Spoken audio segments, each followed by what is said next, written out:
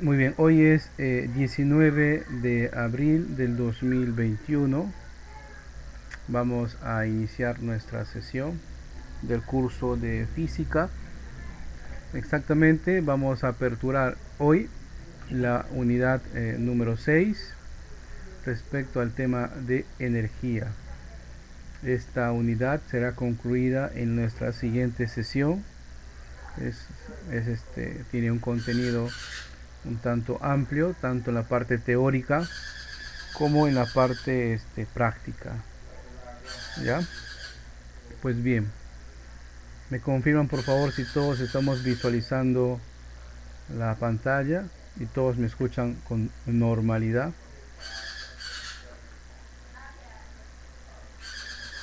Visualiza y le escucha con movimiento. Muy bien. Supongo que los demás compañeros también tendrán esa respuesta, ¿no?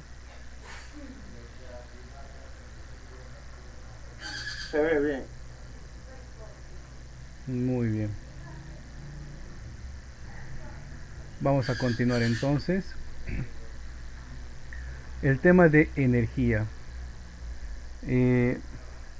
Pues bien, la energía, si nosotros nos vamos a la definición, esta unidad, si nosotros comenzamos a ver el contenido en sí, esta unidad tiene pues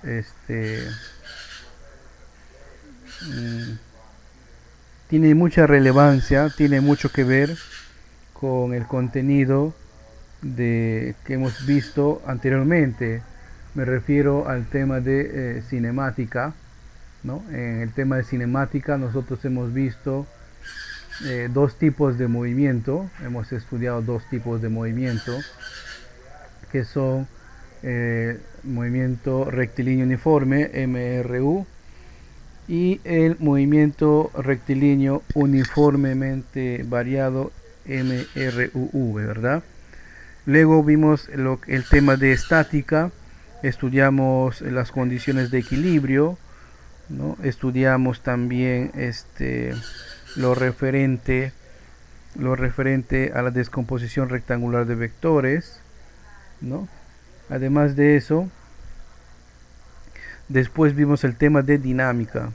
Y en el tema de dinámica hicimos la aclaración que a pesar de que en ese contenido, en esa unidad, existía más que todo una sola fórmula, la de fuerza igual a masa por aceleración, pues habíamos hecho la aclaración que esos contenidos es la sumatoria de lo que habíamos estado desarrollando. Entonces, el tema de energía no es la excepción, ¿ok? El tema de energía no es la excepción, ¿no? El tema de energía hace uso de los contenidos que nosotros hemos estado desarrollando, hemos estado viendo, ¿no? Entonces se cimienta, se estructura, se sienta sobre esas bases.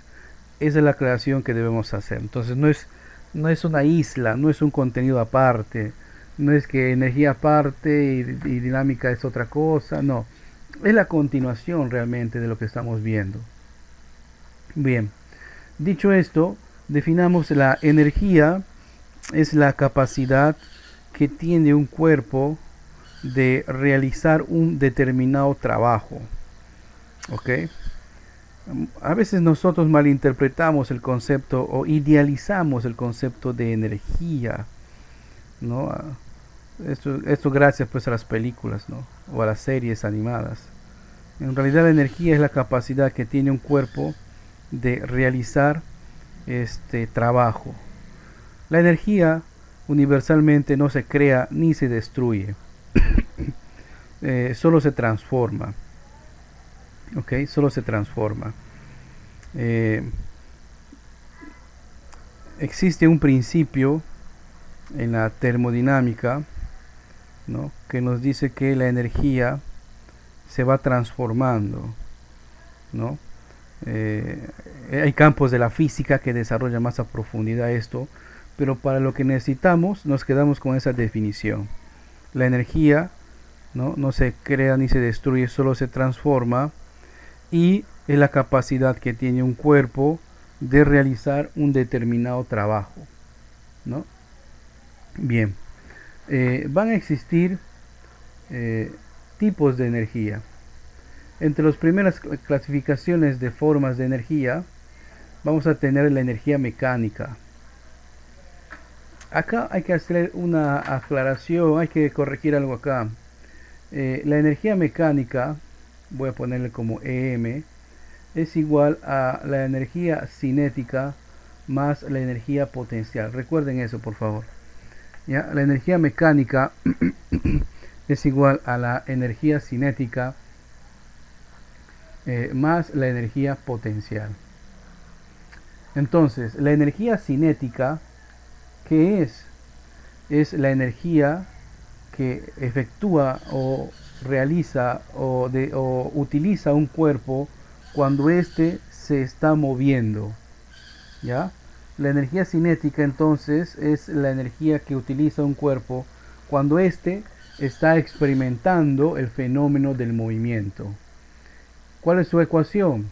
Ahí tenemos, la energía cinética es igual a 1/2 de la masa por la velocidad al cuadrado. Esa es la ecuación de la energía cinética. No olvidar, ¿ya? La energía cinética no es otra cosa más que la energía que ejecuta un móvil o un cuerpo cuando se está moviendo, cuando se desplaza. Y ahí tenemos su ecuación. La energía se mide en dos unidades. Nosotros vamos a medir la energía en dos tipos de unidades o magnitudes, ¿no? En este cálculo, la energía mecánica nos vamos a representar por joules. Se escribe joule, ¿ya? Y se simboliza solamente por la letra J mayúscula. ¿Ok? Se escribe joules, o sea, joule se escribe, y se representa por la letra mayúscula, o se simboliza por la letra mayúscula. La masa, cuando vamos a trabajar esta ecuación, de preferencia la masa debe ser trabajado en kilogramos y la velocidad en metros por segundo, ¿no? Entonces de esa manera obtenemos la energía en joules. Acá justamente el manual nos propone un ejemplo. Vamos a ver. En este ejemplo nos dicen un cuerpo de masa de 0,2 kilogramos se lanza con una velocidad de 30 metros por segundo. ¿Ok? Punto. Determinar su energía cinética. Muy bien. Entonces, verificamos que el valor de la masa nos están dando en kilogramos, y ahí está, efectivamente. Verificamos que el valor de la velocidad nos den en metros por segundo, y efectivamente está en metros por segundo. ¿Ok? Por lo tanto, entonces, sustituyendo esos valores y haciendo los cálculos respectivos, obtenemos que el resultado es 90 joules. Fíjense, se representa por J, ¿ya? 90 joules. El otro tipo de energía es la energía potencial.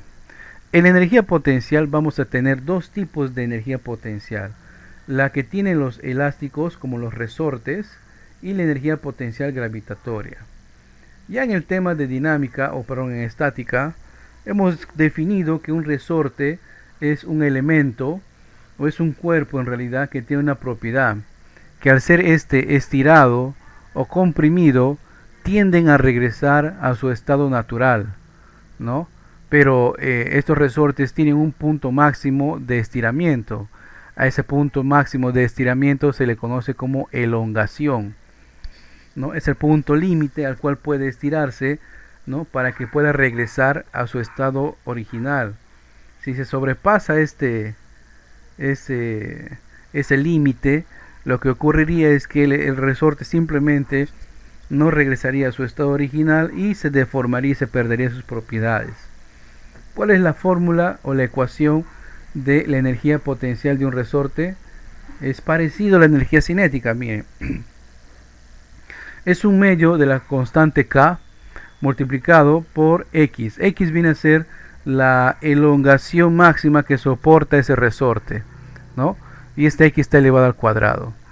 Igual, esta energía potencial de los resortes se calcula en joules. ¿Ok? Profe, el valor de K, normalmente es un valor que nos muestran en la tabla o en los datos. Bien. El otro tipo de energía potencial que siempre se utiliza o se está utilizando es la energía potencial gravitatoria, cuya ecuación es bien simple en realidad. Su ecuación nos dice que la energía potencial gravitatoria es igual a la masa multiplicado por la aceleración de la gravedad multiplicada esta por su altura. ¿Ok? Masa multiplicado por la aceleración de la gravedad multiplicado esto por su altura. Es un tipo de energía en realidad, ¿no? Cuanto más alto estés, más energía potencial vas a adquirir, ¿no? La energía potencial es la energía que, como su nombre dice, potencialmente se puede usar. Entonces, pues, la energía mecánica es igual a la energía cinética más la energía potencial. Cuando la energía potencial es cero, pues entonces quiere decir de que ya se ha ejecutado todo utilizando la energía cinética. Y cuando la energía cinética es cero, entonces quiere decir que la energía potencial aún no se ha ejecutado, o sea, no cae el cuerpo. ¿Ok? No cae un cuerpo. Bien.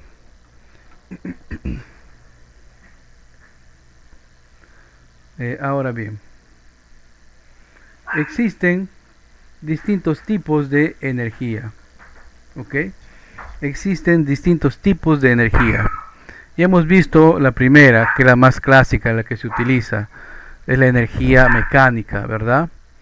Entonces la energía mecánica es igual a la suma de la energía cinética más la energía potencial. Ya hemos visto cada uno de ellos y sus fórmulas y demás. En cambio, existen otros tipos de energía. Hay que acotar que el problema de nuestras sociedades, uno de los problemas es el tema energético. Más que todo, cómo garantizar el continuo flujo de energía eléctrica para que la energía eléctrica luego sea pues utilizada, ¿no? Para encender los focos, para hacer funcionar las refrigeradoras, ¿no? Para hacer funcionar las máquinas de la planta industrial. Para eso se utiliza energía eléctrica. Entonces, los distintos tipos de energía que vamos a ver hasta el momento, ahorita, se transforman a energía eléctrica. ¿Ok? Bien. El primer tipo de energía que vamos a ver es la energía hidroeléctrica.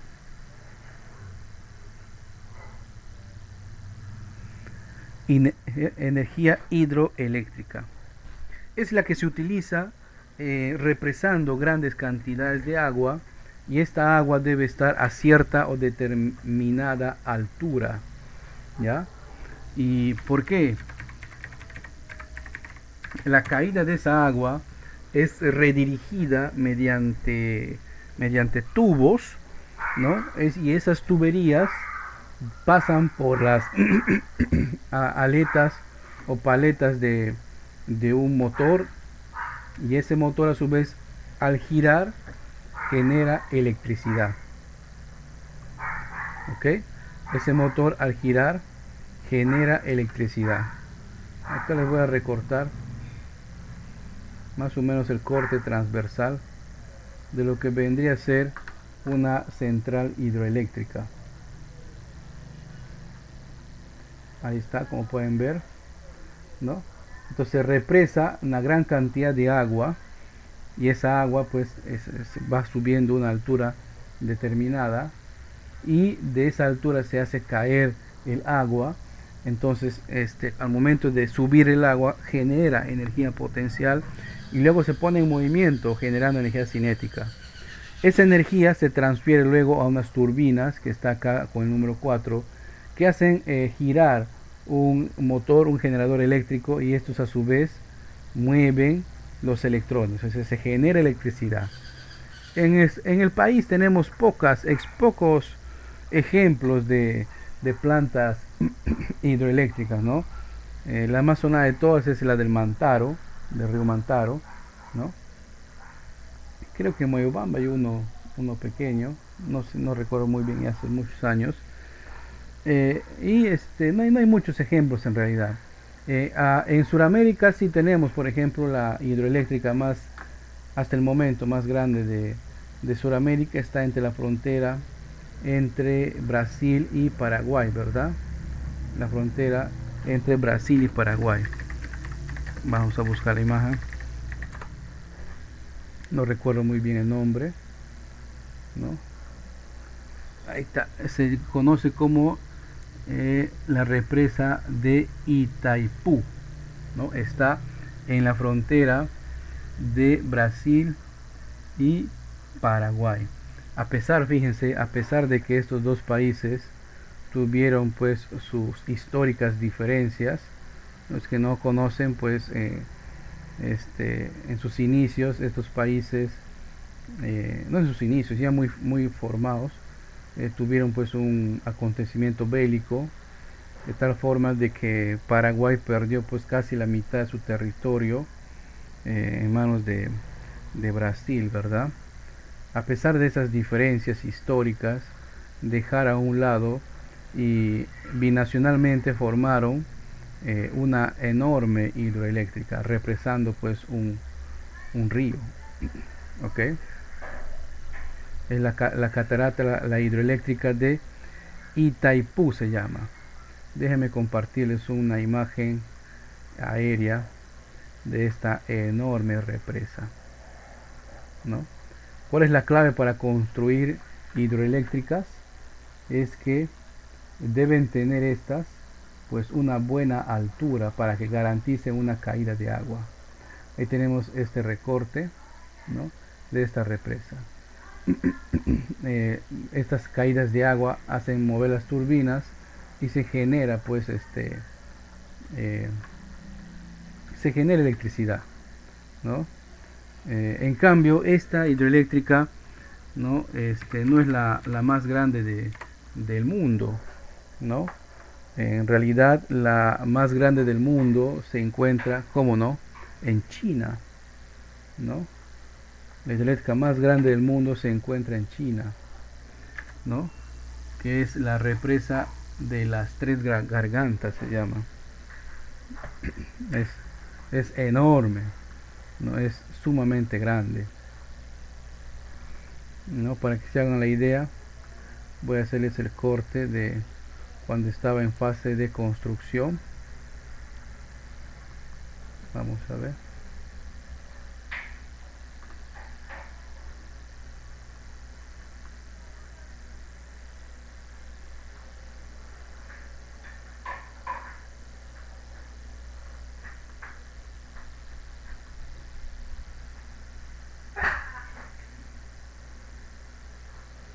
Vamos a ver, no me deja. Ahí está. No tengo una imagen de un corte. Acá está.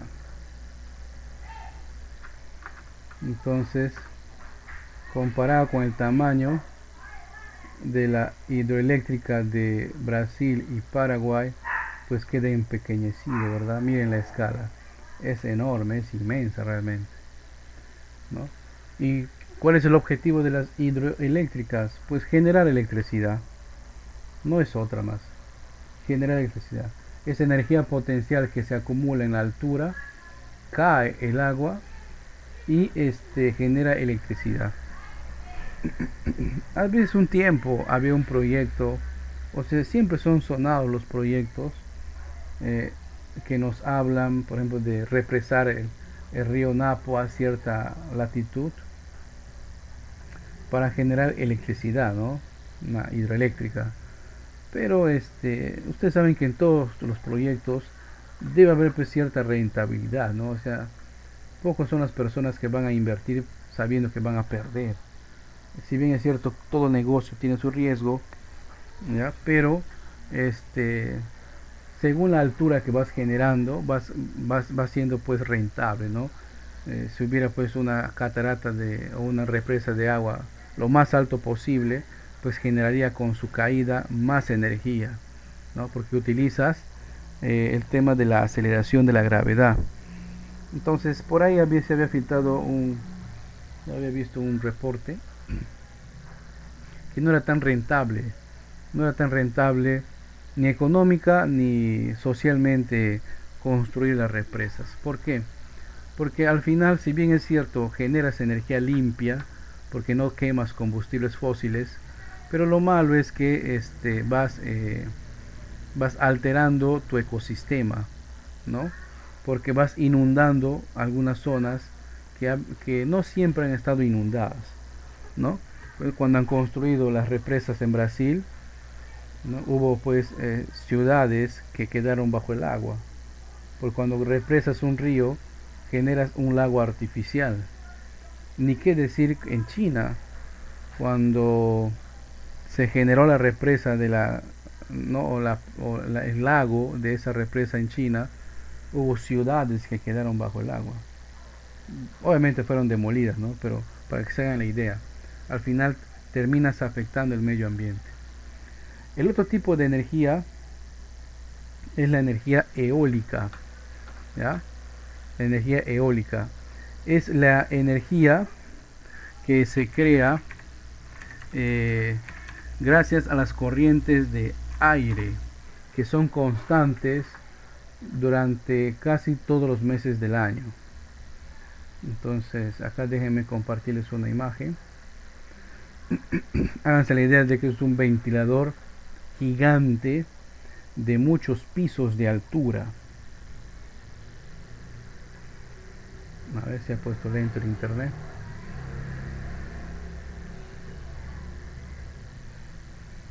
Ahí está.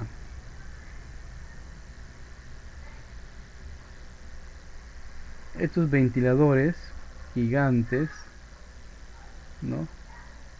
Son puestos en el mar o en algunas planicies donde está garantizado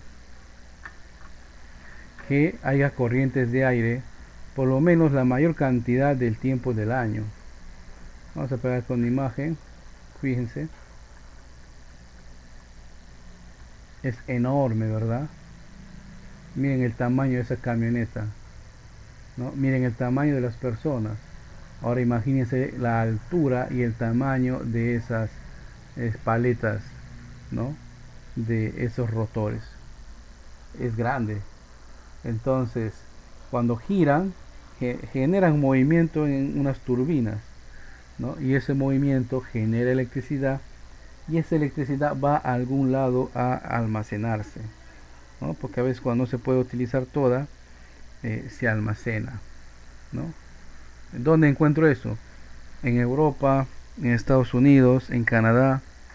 Acá también en el Perú hay, pero debido al costo del gas natural, es poco rentable generar este tipo de energía. ¿Por qué? Imagínense, miren la infraestructura que hay que hacer. Es como si hicieras un mini edificio por cada uno. Miren calculen la cantidad de personas que van a trabajar.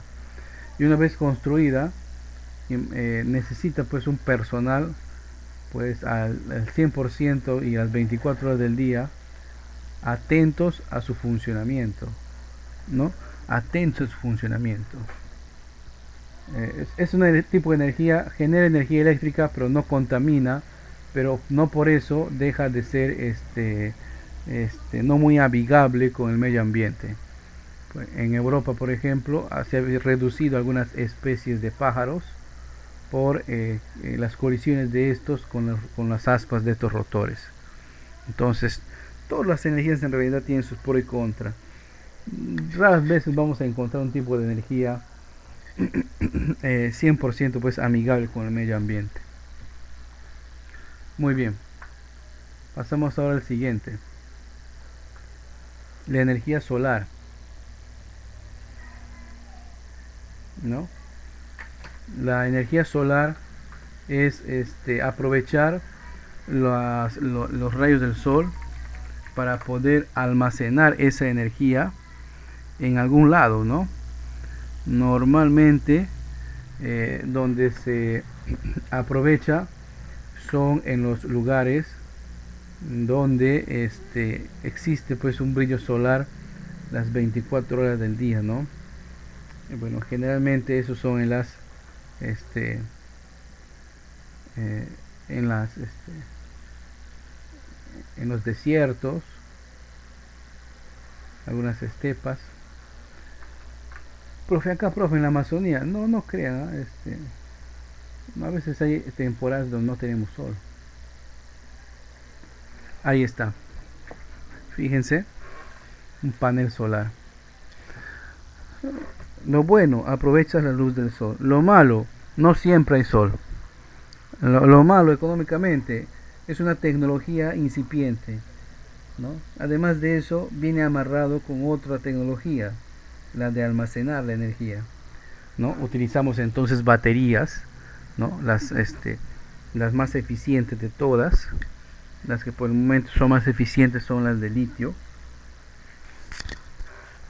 y se almacenan, ¿no? Pero las baterías, como ustedes han experimentado con sus celulares, con el tiempo van perdiendo pues eficacia y se van degradando poco a poco. Llegando un tiempo ya constantemente debes estar cargando tu batería del celular, ¿no? Y con el tiempo dejan de funcionar. Es más, hemos visto ya algunos equipos que no permiten modificar o quitar la batería, ¿no? Vienen todo en uno.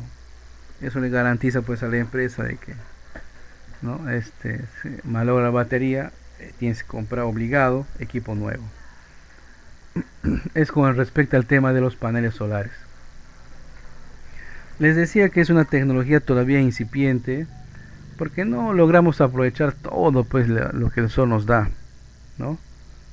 No logramos aprovecharlo todo. Es más, fíjense en este dato. Si nosotros pudiéramos o tuviésemos la capacidad tecnológica para poder almacenar la energía que nos da el sol, por lo menos en un día, tendríamos energía pues suficiente para nuestras necesidades como para 30 años. Ya imagínense esa cantidad, ¿no?, que nos irradia el sol. Ahora bien, el sol pues obtiene esa luz y ese calor, ya que en su núcleo ocurre pues un fenómeno llamado fusión. Ya explicaré en su momento. ¿Ok? Pero desde hace miles de años nuestra naturaleza ya ha podido aprovechar la energía del sol. Un ejemplo son las plantas. Las plantas utilizan la luz del sol para poder procesar sus propios alimentos, ¿no? La celulosa. Este proceso en el cual utilizan la luz del sol para generar sus alimentos se conoce pues como fotosíntesis, ¿no? Y es donde gracias a la fotosíntesis que la planta almacena la energía solar, ¿no? Y va generando carbono en las hojas, en las ramas, en las raíces, en el tronco, ¿no? Y a veces nosotros utilizamos este carbono pero de otra forma, ¿no? Ya que si ustedes enterrarían bajo varios metros de lodo, tierra, imagínense un bosque, animales, ¿no? Los bosques son producto de energía solar. Los animales que comen esos bosques también, ¿correcto? Entonces ha quedado almacenado parte de la energía solar, ¿no?, en la tierra. Como hemos intervenido su normal y su natural descomposición, pues su proceso de descomposición es diferente. Miles de años después estamos aprovechando estas energías fósiles, ¿verdad? Ya que extraemos lo que conocemos como petróleo. De la sintetización del petróleo, del refinamiento, refinar el petróleo, se obtienen pues distintos tipos de combustibles como son el diésel, el queroseno y la gasolina. Y nosotros todos los días utilizamos realmente combustibles fósiles. O sea, estamos quemando energía almacenada por las plantas hace miles de años. Entonces, no es energía infinita, ya que el petróleo en algún momento de nuestra historia se va a acabar. Entonces, no hay yacimientos ilimitados, ¿no? Tiene su límite. Se estima que dentro de unos par de años la producción de petróleo disminuya. Ojo, no es que se acabe el petróleo, sino la producción disminuya y va a comenzar a decaer. Viendo este escenario, los países europeos, por ejemplo, se han propuesto hasta el 2000, no recuerdo, 2050 creo, ¿no? Un porcentaje muy alto de sus vehículos tienen que ser eléctricos. Ese proyecto se han puesto. Y usted dice, pero los vehículos eléctricos igual se van a cargar como el celular. Y la energía eléctrica a veces que nos brindan no es tan amigable. Tienes razón. Pero la clave está en la eficiencia. Un motor de combustión interna, ya sea de diésel o de gasolina, es poco eficiente. ¿A qué me refiero con eficiente? Es que del 100% de combustible que quema un motor diésel, el 60% se aprovecha y se convierte en movimiento. El otro porcentaje que queda se convierte en calor, se desperdicia en calor. Y la gasolina es igual. Los motores a gasolina igual no son muy eficientes. Un gran porcentaje, casi el 50%, se desperdicia en forma de calor. Fíjense ustedes, ¿no? Entonces todo el combustible que tú pones en tu tanque, no utilizas todo para mover, sino un porcentaje muy grande de él se desperdicia en forma de calor, ¿no? En cambio, los motores eléctricos tienen una altísima eficiencia, ¿no? Del 100% de la carga utilizan casi un 90 y tantos por ciento. Se desperdicia poco. He ahí la diferencia, ¿no? He ahí la diferencia, ¿no? Entonces dejaría de contaminar aún menos. Bien, eso es lo referente a los paneles solares. Tenemos otro que es, ¿no?, la energía química. Hemos hablado que eran los derivados del petróleo, ¿no? Y otro ejemplo de energía química también puede ser gracias a las reacciones de algunas sustancias químicas generan electricidad, ¿no? Y nosotros compramos esto como a modo de pila, ¿ve? Dame una pila, es para mi radio, ¿no? Incluso hay formatos de pilas AA, AAA, etcétera. La energía geotérmica es algo especial. Geotérmica, geo de tierra. En el centro de nuestra Tierra, nuestro planeta Tierra, existe pues una gran esfera de metal derretido. Este metal a veces sube a la superficie, ¿no? Y a veces bruscamente, y genera una erupción, lo que conocemos nosotros como una erupción volcánica, ¿no? A veces circula libremente a una profundidad determinada, y justo en esas profundidades se encuentran también corrientes de agua. Esa agua, al ser calentada, genera vapor, ¿no? Ese vapor es llevado por unos tubos para hacer girar unas turbinas, y listo, generan electricidad. ¿Por qué no se puede aprovechar en todos lados? Porque no hay en todos lados. Hasta donde sabemos, los países que son eficientes en eso son Groenlandia e Islandia. Son países que quedan muy al norte, ¿no? Muy al norte. Acá en el país, en el Perú, tenemos algunos ejemplos de energía geotérmica, ¿no? Pero que no serían muy eficientes a generar electricidad. En los baños termales, si ustedes han escuchado, las que hay, por ejemplo, acá cerca en San Martín, por Moyobamba, o las de Cajamarca, y hay uno más, creo que por Contamana, ¿no?, donde el agua es caliente, ¿no? El agua es cálida. Incluso hay un documental que circula por YouTube, en donde no recuerdo muy bien en qué zona del país está el río más caliente del mundo, ¿no?, donde sus aguas prácticamente circulan hirviendo, y se ve como hasta pueden cocer o cocinar un huevo ahí. ¿no? Eso es debido a las corrientes de magma en la profundidad. Eso es debido a eso. Muy bien. Acá debo hacer una aclaración o debo agregar otro tipo más de energía, ¿no? Que es la energía nuclear gracias a la fisión y la energía de fusión. No confundir. La energía de fisión es la energía que el hombre ha utilizado, por ejemplo, para crear bombas atómicas, ¿no? Gracias a materiales radioactivos, uranio, plutonio, ¿no? Gracias a esos materiales radioactivos, una pequeña masa de ese material genera una gran cantidad de energía. Entonces, ¿qué hacen las centrales nucleares? Su sistema es bien sencillo, utilizan pastillas de uranio, se imaginan una pastilla, háganse la idea de un paracetamol, ese tamañito, una pastillita de uranio, ¿no? Y en las calderas comienza la fisión, que es la fisión, es dividir el átomo. Esa división de átomos genera mucho calor. Ese calor a su vez hace calentar y genera vapor de agua, y ese vapor de agua pasa por unas turbinas para que roten y generen electricidad. El sistema es simple. Lo complejo es crearlo, ¿ya? Lo complejo es mantenerlo, y es un tipo de energía que genera mucha contaminación.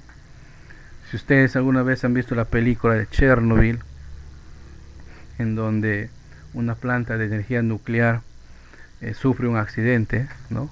Y se irradia a la atmósfera mucho material radioactivo contaminante.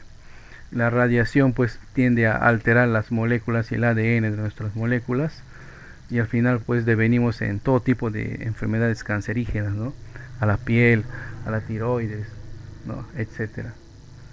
Y hace poco, en 2012, en Fukushima, en Japón, un país que se creía altamente tecnificado, pues debido a un terremoto sufrió algo parecido.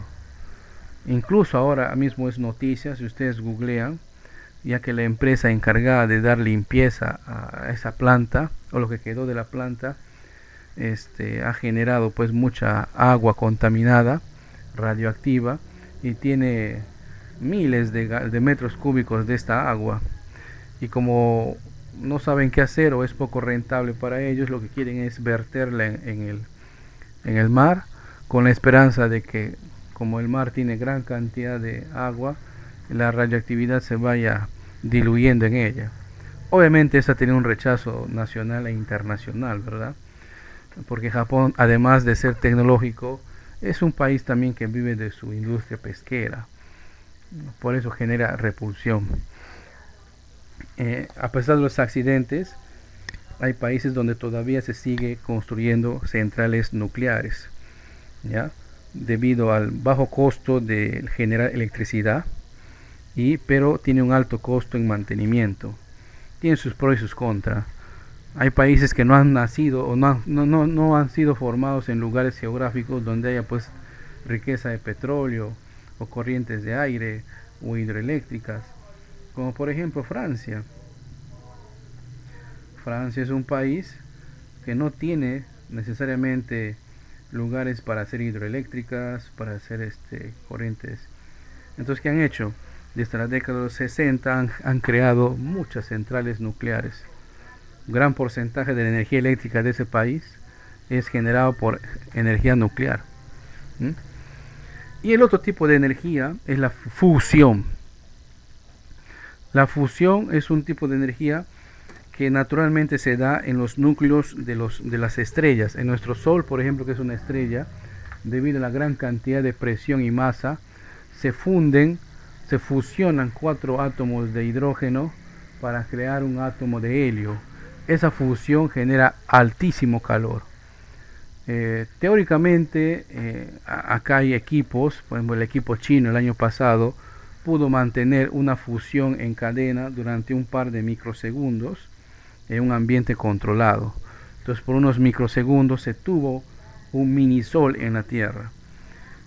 Algún día tendremos la tecnología suficiente como para crear minisoles, de tal manera de que el problema energético de la humanidad sea pues solucionado. Mientras que eso no pase, vamos a seguir dependiendo del petróleo, y no solamente del petróleo, sino todos los problemas políticos que ocasiona ¿no? Ustedes saben que el petróleo ha generado pues movimientos, ha generado pues guerras incluso, ¿no? Ha generado guerras. Hay que tener cuidado con eso. Muy bien.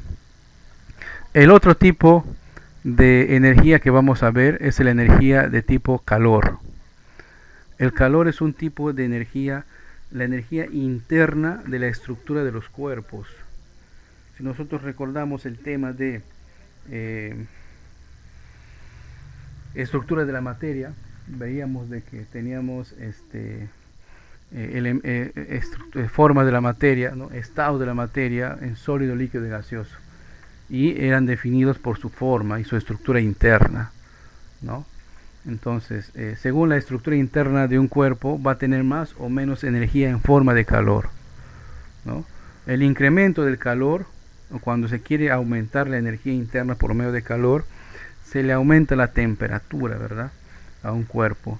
Existen varias formas de transmitir el calor, ¿ya? Existen varias formas de transmitir el calor. ¿Cuáles son? Se propaga por conducción, ¿no? Por convección y por último por radiación. Empezamos del último, por radiación. Es el tipo de energía o el calor que nosotros sentimos cuando, por ejemplo, usted prende un foco. El foco irradia calor. Si está frente a su pantalla ahorita, ¿no? Si toca su pantalla o si acerca sus brazos a su pantalla, pues va a sentir calor, irradia calor, ¿no? Igual, es el mismo principio. El otro tipo es por convección. Es lo que se da normalmente en los líquidos y los gases, ¿no? Lo que normalmente se da en los líquidos y los gases. Y por último tenemos el de la propagación por medio, ¿no? Por medio de la conducción. Es lo que se utiliza, pues, lo que experimentamos en los metales, ¿no?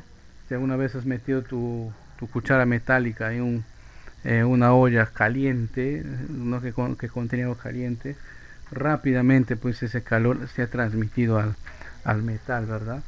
Entonces calienta, pues por eso se explica que los chefs utilicen pues esos guantes de algodón y lana, o utilicen pues utensilios con ciertos mangos, ¿no? Con materiales que no transmitan rápidamente el calor. Bien, seguimos. ¿Cuál es la ecuación del calor? La ecuación del calor es masa por el calor específico por la variación de la temperatura. La masa en esta ecuación se va a medir en gramos. El calor específico es un valor que nos dan en los enunciados. El calor específico, por ejemplo, es un valor pequeño, numéricamente pequeño, en los metales y muy grande en algunos cuerpos como el ladrillo, el cemento, la madera, ¿no? Ahora que estamos en un calor acá en la ciudad, lo primero en calentarse en la casa pues es la calamina, ¿verdad? Porque es de metal, ¿no? En cambio, si tempranito en la mañana el sol le da a nuestras paredes, en ese momento la pared de nuestra casa no se va a calentar. Durante toda la tarde se calientan, ¿no? Se oculta el sol, llega la noche y las calaminas de nuestras casas se enfrían rápidamente. ¿Por qué? Porque es metal. Todo ese calor que ha absorbido se ha irradiado al ambiente. En cambio, las paredes de nuestras casas siguen aún acumulando ese calor. Por eso a veces en nuestras casas, si tenemos la suerte de que nuestros cuartos colinden con ese tipo de paredes, pues es muy dificultoso, ¿verdad?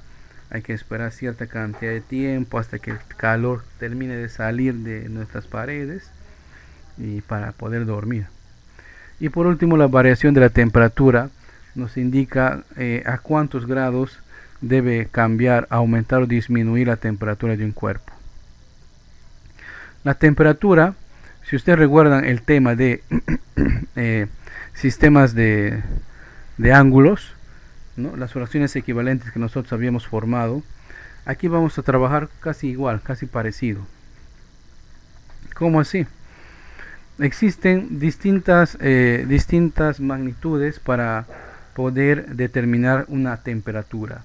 Podemos medir la temperatura en grados Celsius, en grados Fahrenheit, en grados Kelvin y en grados Rankine. Normalmente se utilizan los Celsius, en Sudamérica se utiliza bastante, los grados Fahrenheit, ¿no? Se utiliza bastante en Norteamérica y en Europa, ¿no? Se utilizan estas escalas para poder determinar o medir la temperatura ambiental. En cambio, Kelvin y Rankine normalmente se utilizan para estudios en laboratorios o para estudios científicos o para teorizar alguna que otra fórmula física. Igual que en matemática, cuando nosotros vamos a convertir de un sistema a otro, ¿ya? Cuando convertimos de un sistema a otro, vamos a coger las fracciones equivalentes que nos convengan. Por ejemplo, si queremos convertir de Celsius a Fahrenheit, utilizaría pues las dos primeras ecuaciones. En cambio, si quisiera convertir de Celsius a Kelvin, utilizaría la primera y la tercera fracción. ¿Ok? Así es como se utiliza. Es parecido a los sistemas de ángulos que hemos visto en matemática. Por último, para terminar este tema, la parte teórica, todos los cuerpos, debido al calor, experimentan lo que se conoce como dilatación lineal, volumétrica, superficial. ¿Qué es la dilatación? Los cuerpos, al ser sometidos a calor, aumenta su volumen o su longitud, tienden a ser más grandes, ¿ya? Y cuando disminuye su temperatura o cuando se le quita el calor, disminuye su volumen. O sea, cuanto más calor le agregues a un cuerpo, más va a aumentar su tamaño. Se dilata, como se dice, ¿no? Si ustedes han visto las pistas de nuestras calles, cuando son construidas con cemento, no las hacen de 100% todo, ¿no? Sino van construyendo cuadrículas, y en cada cuadrícula, en la frontera de una cuadrícula con otra, van poniendo unas juntas, que normalmente es brea. Una brea es un residuo de petróleo. En las construcciones, en los edificios, pasa lo mismo. ¿Ok? El único material o sustancia en nuestro planeta que no cumple a cabalidad esa regla de que a más calor se dilata, a menos calor se contrae, es el agua. El agua es una sustancia que cuando tú le agregas calor, igual se va a aumentar su volumen. Cuando tú le quitas calor, o sea, le congelas, va a disminuir su volumen. Pero al llegar a 4 grados Celsius pasa algo extraño con el agua. Lo que pasa es que en lugar de disminuir su volumen, comienza a aumentar, ¿no? Entonces el agua convertirse a hielo, aumenta su volumen. Esto explica por qué cuando ustedes ponen botellas de gaseosa de vidrio en las neveras y te olvidas, ya vas a encontrar después de un par de horas pues como que como dicen, a reventar la botella, ¿no? ¿Por qué? Porque en su interior las moléculas de agua se han expandido tanto de que han roto, literalmente han roto las paredes de la botella. Esto no pasa pues con el plástico. Obviamente el plástico es más maleable, más flexible. ¿Ok? Muy bien.